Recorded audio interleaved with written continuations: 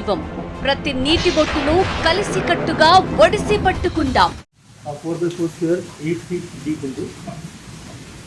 ఆ 8 feet లో last 3 అడుగులు 40 mm పెబుల్స్, తర్వాత వచ్చేసి ఇంకొక 3 అడుగులు వచ్చేసి 20 mm పెబుల్స్, ఆ తర్వాత లాస్ట్ 2 layers ఈ గరుకల్స్ దొరుకుతుంది కదా, ఆ ఇస్లాట్ వేసాం అనమాట. అట్లాగే ఎవ్రీ ఇయర్ లేదా ఎవ్రీ ఆల్టర్నేట్ ఇయర్ ఎప్పుడైతే కనుక మనకు ఈ పైన డస్ట్ పేరుకుంటుందో అప్పుడు ఆ పటాన్ని తీసేసేసి ఒక లేయర్ని మళ్ళీ రీప్లేస్ చేసుకోవాలి.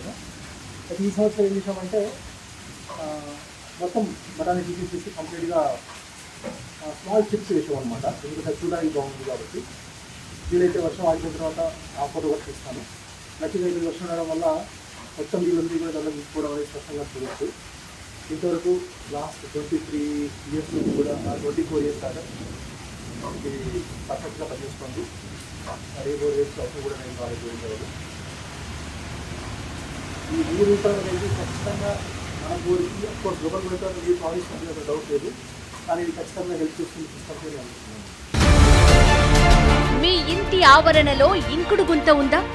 ఉంటే 1 నిమిషం సెల్ఫీ వీడియో తీసి HMTV వాట్సాప్ నెంబర్కి పంపండి. గిఫ్ట్ వోచర్ని పట్టండి. మీ వీడియో మాకు పంపాల్సిన వాట్సాప్ నెంబర్ 9553586141.